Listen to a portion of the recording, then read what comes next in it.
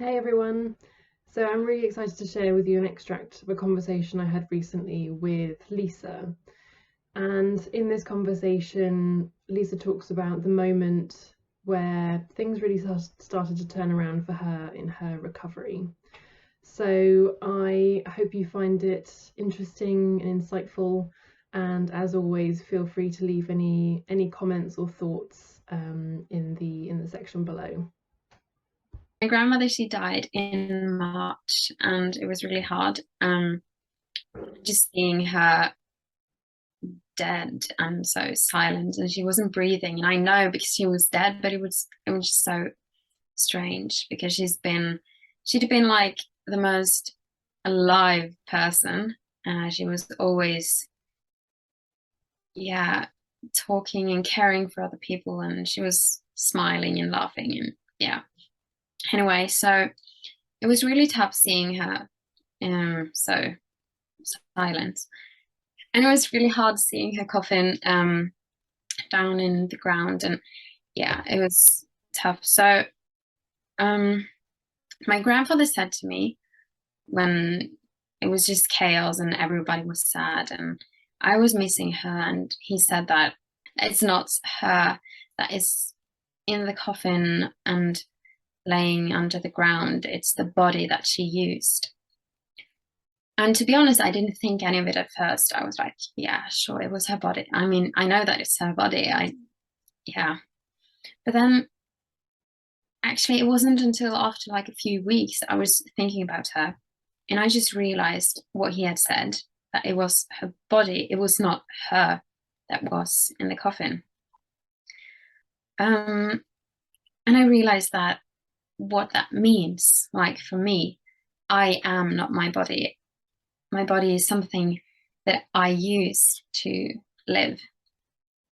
Um, and I was thinking about her again, like she used her body to travel, to study, to be happy and laugh and read and be with her friends and do all the things that she did. Um, but so when the body was laying there, I just realized um, that nothing, the body itself had nothing to do with it, kind of. Yeah.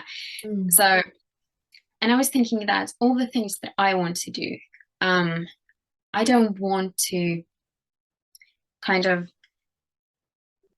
wait, maybe, yeah, I mean, there are so many things that I want to do. I want to travel, I want to study, I want to be with my friends and go to parties and go to concerts and everything. And in order for me to do that, I need to have my body and a functioning body. Mm. I realized that I've maybe forgotten the purpose of the body. I viewed it as this thing that needs to look a certain way or have a certain weight. And me being in control of the shape of my body and, yeah, I mean, what I eat and everything, that has become so horribly important that everything else, like nothing else matters. Mm. And I realized that the shape of my body has made me I mean, I've cancelled plans and trips and everything that makes me unable to follow the rules made by my eating disorder. So the yeah, being in control of my body has been so important that I have forgot why, like what the body is for, because I haven't been living when I've had been really sick, my eating disorder, because the eating disorder has been my number one priority and the most important, or maybe the only important thing. Um, so I've spent so like too much time in my life just worrying about my body and how it looks and whether I'm in control or not. So I have forgotten what it's actually for. And yeah, I just realized how I mean, it's not important at all what you look like. And when I die, people are not going to remember me for my body. They're going to remember me for who I am as like a friend, a girlfriend, a daughter, a sister. And they're not going to think about like my thighs or my belly or anything. It doesn't matter because, yeah, I mean, I don't remember my grandma for her body. I remember the beautiful way she talked about people and how she laughed. And yeah, she was a really wonderful woman. And that's what I remember. Yeah. Wow. I mean, what an amazing realization to have. Yeah. And like so for you having had this realization, and like you were just saying, you'd forgotten what the body was actually for, like what the point of it was. Yeah. So how do you see that now, I guess? Yeah. I mean, it's weird, but it has actually made a huge difference because now I can feel that when I give my body food, it is to nourish my body and to make me able to do all the things that I want to do. And I used to feel so guilty for eating because I felt like the food was going to my thighs or my belly or my face and that I would look ugly. And I don't know, I felt so bad after eating. But now I can feel like I'm taking care of myself because I need food because in order for me to do all the things I want to do, like I need my body and I need a healthy body and the body needs food. So I just feel like when I eat, I kind of feel like I'm taking care of myself and doing, yeah, what I need in order to do the things that I want to do. Mm. And so does that feel like a big, almost like a shift in perspective? It kind of sounds a bit like that. Is that how it Yeah, feels?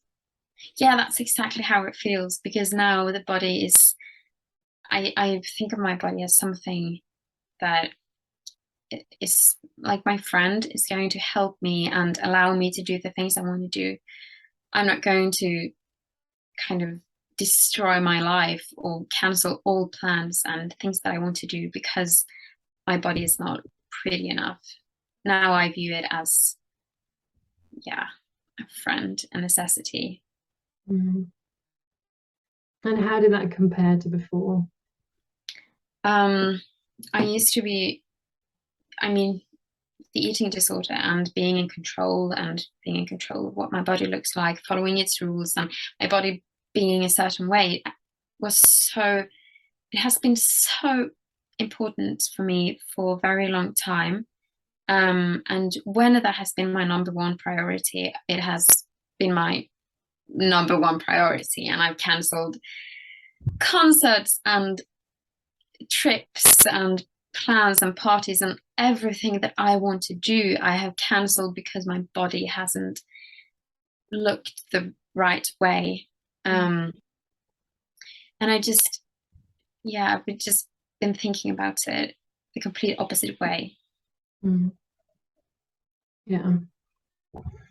And so like before we started, for those watching, before we started this conversation, we were talking about how this this realization that you had, those words, like you were saying, it's like we can hear those exact words or something similar like lots of times before, or people telling us those things, but actually it's like we have to hear them for ourselves in order for them to hit on a different level.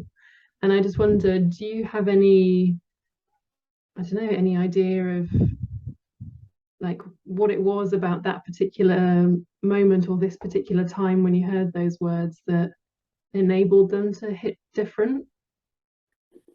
I think that it was because my grandfather, he didn't think of my eating disorder or about me when he said this. He just wanted to make me and my father and my uncle and everyone just, yeah, understand that we don't have to feel bad for her being in the coffin and under the ground because it's not her, it's her body. So no one was thinking about like an eating disorder when they said Mm. this.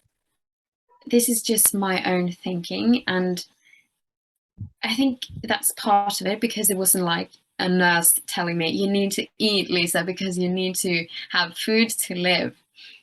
Because I've heard that a million times. Um, I think it was something about that, like it was my thoughts. And also that I knew my grandmother very well. We were close, and she was the most amazing person.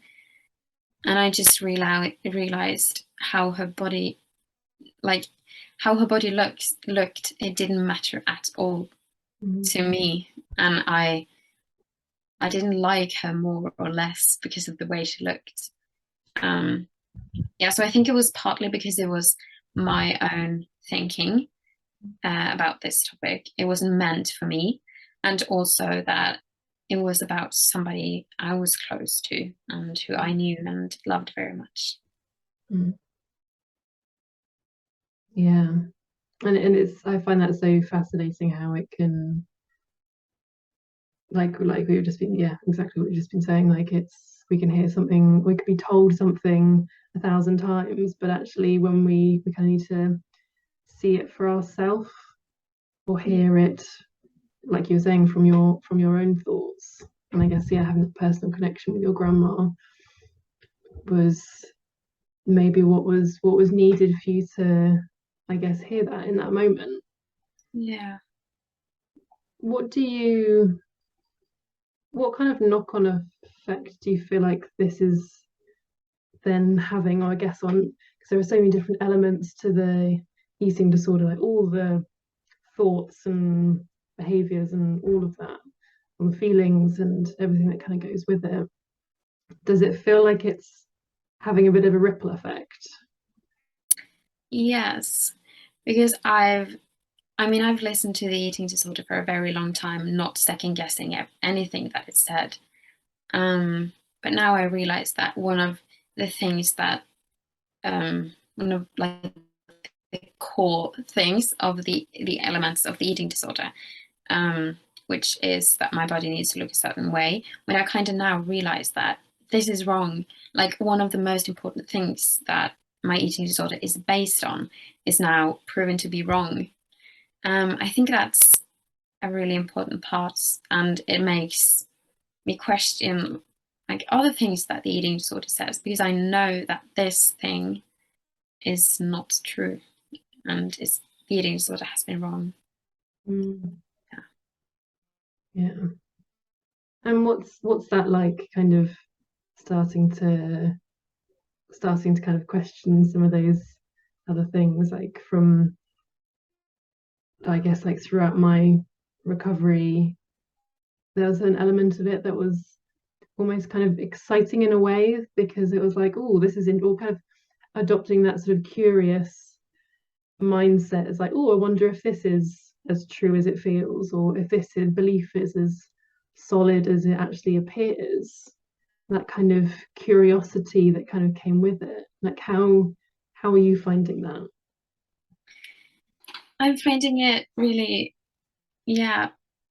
I could take an example. I went to this concert this weekend with a lot of my friends, and there were all this food and drinks, and everybody was just having fun in this moment, and they were eating and drinking. Um, and I was thinking, I mean, I have to admit, I was a bit worried before I got there, because although I'm doing a lot better, I mean, we all have, yeah, difficult days, and um, but I decided to just, for this one day at this one concert, I was not going to choose the eating disorder. I decided to try and just live by this realization that I've had. And I just tried. And I mean, it wasn't very difficult because I'm doing very good. But it was a bit scary because I haven't gone all in like that before. So I just tried being with my friends and doing what they were doing, and it was just so much fun. And that kind of, yeah, I just realized, yeah, I was just really having fun in like recovery, and I, nothing bad happened. I was the scariest thing that happened was that the eating disorder was not in control. And but I realized at this moment during this time that it didn't matter, because I was really having a good time, and that's what was important. And I was happy without the eating disorder. Mm. That's amazing to hear. And I find it so interesting what you just said about the eating disorder wasn't in control. And I think so often we can see the eating disorder and ourselves as one thing.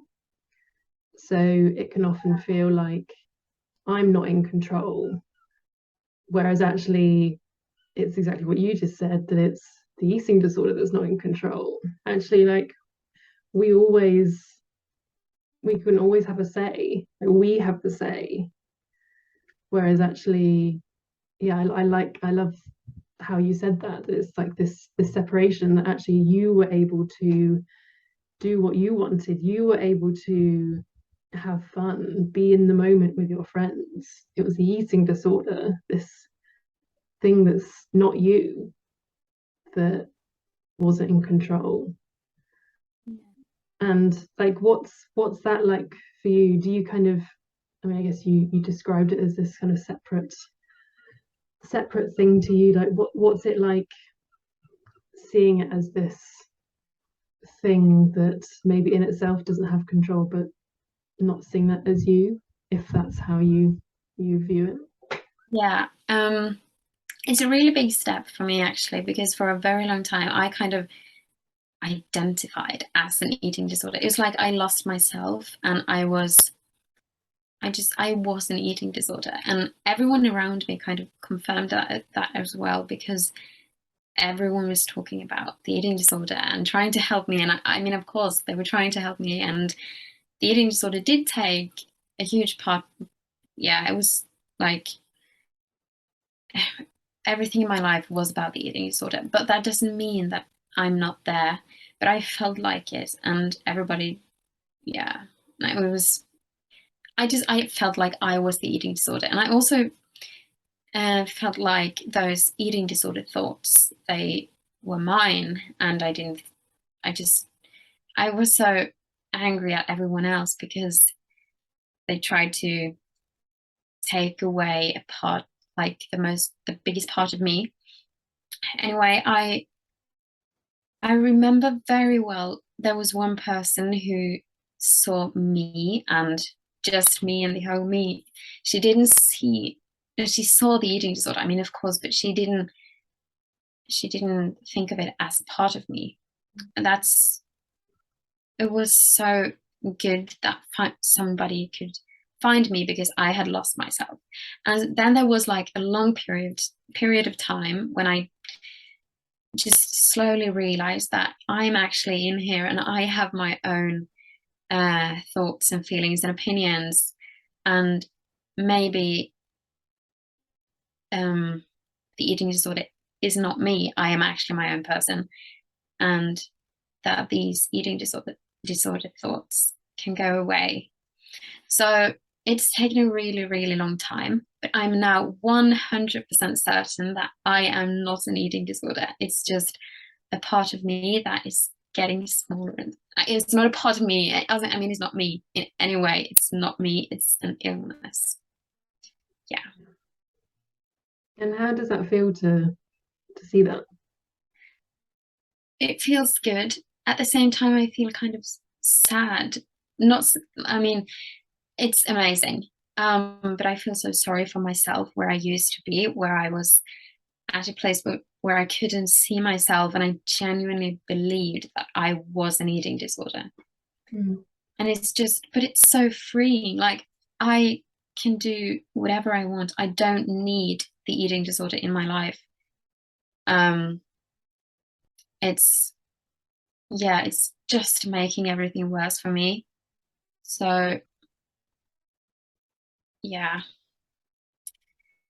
I'm, I'm starting to like tell myself that I'm too good for this. I'm too good for not allowing, but for the eating disorder to decide what my life is going to look like, and for the eating disorder to ruin my life, because I'm a good person, and I just wish that more people could with eating disorders could see that for themselves. Yeah.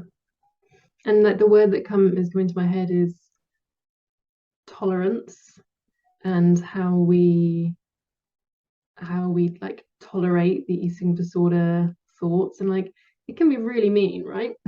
Yeah. and we kind of put up with it and accept it and then believe it. And that kind of the word just popped into my head because it almost kind of sounds like your tolerance levels for the eating disorder chatter have gone like way down. It's like, actually, no, you know what? I'm not going to tolerate this stuff anymore. Yeah, that's very much true. I've just come to a point where I'm so tired, and I kind of feel like I don't accept it anymore, because yeah, I'm just kind of furious at the eating disorder. And how does that feel to, I guess, not tolerate it anymore? It feels good because it's like it's giving me strength to kind of, yeah, so that I can be stronger than the eating disorder, because I mean I get these thoughts from time to time, but it's like I know that this is not me, and I can choose to work to be stronger than the eating disorder. And it's like I feel like I've become stronger now, so I'm strong enough to just, even if it causes me a lot of stress and difficult feelings and thoughts and everything, I know that this is what it takes. Like doing the opposite of what the eating disorder says is going to kind of make it weaker and make me stronger. So yeah, what I'm trying to say is, yeah, I choose to work every day to get stronger than the eating disorder. I'm now stronger than the eating disorder, and it's so much easier to fight someone who's weaker than you than to fight somebody who's stronger than you. And now I just need to continue to work on being stronger than the eating disorder, which I am. But yeah, I think you get the point. I'll Yeah. stop. Yeah, no, totally. Yeah, I totally get that. Yeah. And is there also kind of an element of kind of seeing, and I guess maybe you've kind of, this has happened through your realization that you talked about, but is there an element in there about almost kind of seeing the eating disorder for what it is? Yeah, Makes sense. I realized like it's because of the eating disorder that I have forgotten what the body is for and everything. And yeah, when I realized that the eating disorder has been so very, very wrong about such an important thing, it's making it less trustworthy. And yeah, I just I don't really, it's hard to believe everything that the eating disorder says after, you know, realizing that it's been wrong. Yeah. Yeah, that's so interesting. And it's like, certainly from my experience, when I started to kind of see that, it's like it automatically kind of lost a lot of its power, Yeah. because it's like, well, I don't really believe you anymore, therefore you don't have this kind of hold over me, because I can kind of see the truth or the lack of truth in what you're saying, if that makes sense. Yeah, it really does. Yeah, and I feel like after this realization, I've realized again that I'm not the eating disorder, and the eating disorder is just causing me a lot of pain. So like you say, it's lost a lot of its power, and yeah, getting weaker that way. What would you say to people who are maybe struggling right now with an eating disorder? That's hard. No, Sorry to put you on the spot. Yeah. If there is anything that pops into your mind. Yeah, I think I would just really, I don't know if people will believe this, because I've been told similar things and I haven't believed people, but it is actually true that your body is the least interesting thing about you. And just try and think of all the things that you want to do in life, and try to realize what of those things are the eating disorder and what of those things are you. Because having a certain weight, is that really what you want, or is it the eating disorder? And I think, I mean, a really important thing for me has been having like motivation and things that I want to do. So, and I just really wish that those watching who have an eating disorder can realize that, I mean, I get the things you want to do, you should really, and you need to do them without the eating disorder. The eating disorder is not your friend. It just wants to destroy everything for you, basically. Yeah. And I maybe, as I'll do one too as well, so you can put on the spot. But I think you're that's so helpful, and also kind of staying open to almost seeing something different about the eating disorder, because it's like we were saying earlier, that it's like the eating disorder can be so rigid. It's like, for me, it kind of almost felt like there was this fortress around me, and it was so rigid, so solid. But it kind of got to a point where there were starting to be little cracks, and it was like light was coming through those cracks. And it's in those little cracks that we're able to maybe see something different or hear something different, like with your experience with your grandma. And so I guess my advice would always also to other people be kind of maybe be open to seeing what might come through those little cracks, because I think once we start to, it's like, allow ourselves to be open to that, then it's like the more stuff we can then see. It's like when we welcome it, then we start to see more and more. So yeah, that's what I would say to people as well. Yeah, that's beautiful. I love that. Is there anything else that you'd like to share while we're doing this video? I want to share one tip, actually, because one advice that has really, really helped me. That's also part of like just there are two things maybe. Just, yeah, this is kind of similar to what you said. Maybe just questioning some of the eating disorder thoughts. Just, I'm not saying that you shouldn't, I mean, of course you shouldn't listen to them, but like just try and question the things that it says, because I mean, just having this thought that you should question it and just think about it. Is this really true? Just be open, like you said.